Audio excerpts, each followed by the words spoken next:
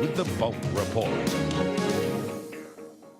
Hypocrisy Watch. Last year, the Australian National University refused to accept a grant from an Australian charity, Ramsay Foundation, to teach Western civilisation, Australian civilisation.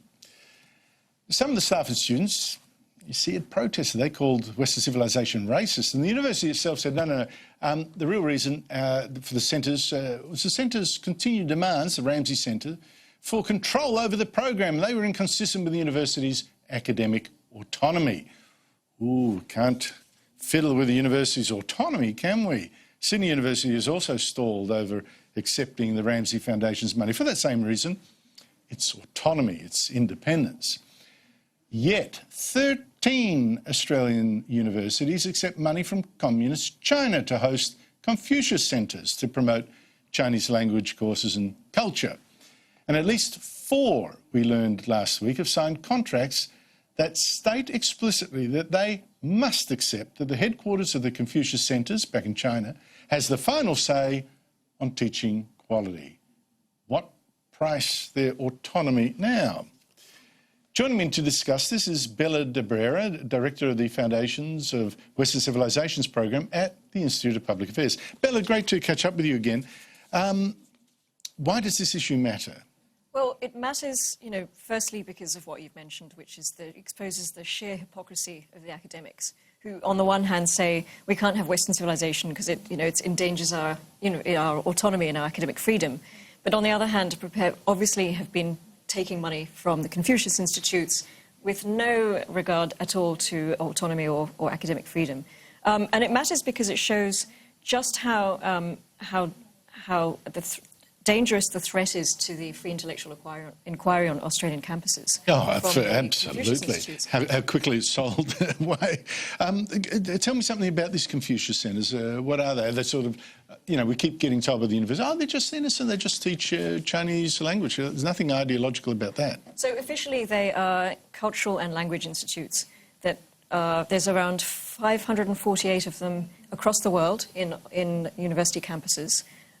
There's another 540 in schools across the world. There are 9 in Australia, on 9 Australian campuses, and they're some of the, the group of 8 universities. So they're the good universities. Interestingly, they say that they teach culture and language, but this year, 3 months ago, the US government did an inquiry, did a report into the activities of the Confucius Institutes in America, and they found that they're pretty much arms of the Chinese government, and also the Chinese government's not funding these just for the jokes. Not at all. They're also saying that perhaps the employees of the institute should be considered foreign agents. Well, that's what the government is saying. The Morrison government is saying they should be registered, put on a register of foreign influence. Yeah, essentially. And I know that ASIO has actually had talks with Australian institutions, Australian universities about these institutes. Well, I think that they should be. They should now. Here's what I think, Bella, and tell me whether I'm being sort of, reds under the beds. Students from China actually make up 1/3 of Australia's international students at unis. And international students, of course, are huge cash cows for the universities. They bring in more than $30 billion a year for our universities. I'm just wondering, looking more broadly, have our universities sold themselves for money to China and its students? I'm no economist, but I wouldn't be putting all my eggs in one basket. I wouldn't be relying on one source of income, really, that much money on one group of people, which is essentially what they're doing. So, it does raise a lot of questions about how much the universities are indebted to the foreign students, international students. Well, I think 30 billion? Or 30 billion. 30 billion. Yes. Yeah. And it's one of, I think, about 4th or something, or maybe 5th, I can't remember, the biggest export. But one of the ways I think this is happening, this selling out of standards, is that I hear from a lot of students with good English who say university increasingly giving group assignments, so that the poor patsy with good English is writing assignments for the foreign students with none or little. And I just think this is not education. This is money at the door kind of stuff. There is a core of international students here who just don't have the English to get through the course.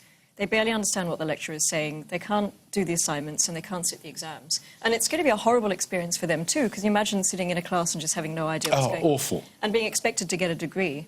So you're going to get very unhappy students and a lowering of standards, and generally, you know, it's not a good look for universities. I don't think so, and I'm glad to see that the Education Minister, Dan Tehan, says he's going to be doing something about the Confucius Centres at any rate. I think that needs to be looked at. Bella de Brera, thank you so much indeed for your time. Thank you.